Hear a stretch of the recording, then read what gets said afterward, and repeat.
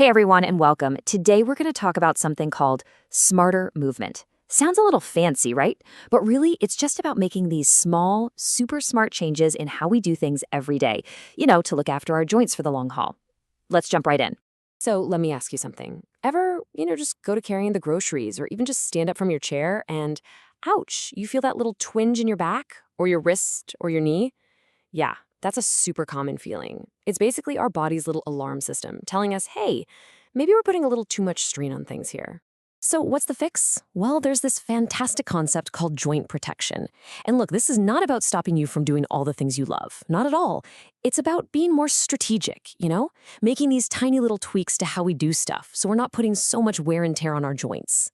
It's really all about working with your body instead of fighting against it. All right, so what's the point of all this? What are we actually trying to accomplish with joint protection? Let's get into the nitty-gritty. It really boils down to four main things. First up, obviously, we want to minimize that stress on our joints so they don't feel so overworked. And when you do that, it naturally leads to the second goal: less pain, less inflammation. And hey, when you're in less pain, what happens? You can do more for yourself, right? That's number three. But the big one, the real long-term prize, is preventing more damage down the road. It's all about keeping our joints happy and working for years and years to come. Okay, that all sounds great in theory, but how do we actually do it? Well, it all comes down to these 5 core principles. You can think of them as the golden rules for moving smarter. So here they are. First, we've got maintaining neutral alignment. Just good posture. Then, using your bigger, stronger muscles to do the heavy lifting. Number 3 is all about pacing yourself and, super important, getting enough rest. 4 is about tweaking your tasks and even your workspace to make things easier. And finally, number 5, using some helpful assistive devices that can be total game changers. Let's see what this looks like in the real world. All right, let's get practical. How do we take these ideas and actually use them in our day-to-day lives? This is where the rubber meets the road. Okay, this one is a classic, and for good reason.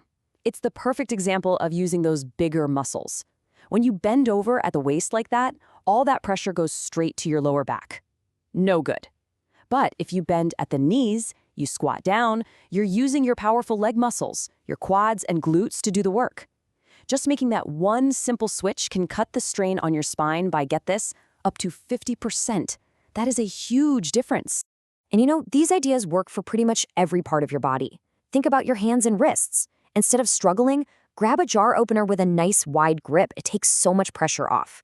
Or your shoulders. Instead of stretching and reaching way up high, just use a step stool. So much easier. And for your neck and back, a really simple one is just making sure your computer screen is at eye level. That alone helps you keep that good, neutral posture we talked about. Here are a few more quick tips that are super powerful. When you have something heavy, push it instead of pulling it. When you push, you're using your whole body weight, but pulling can really strain your back and arms. Another easy one, use 2 hands to carry that heavy pot. It just spreads the load out, see? It's all about finding that path of least resistance for your joints. Now, it's not all about just changing how we move. We can also call in some reinforcements. There are some awesome tools and supports out there designed specifically to give our joints a break. I like to think of these as little power-ups for your daily life. A long-handled reacher.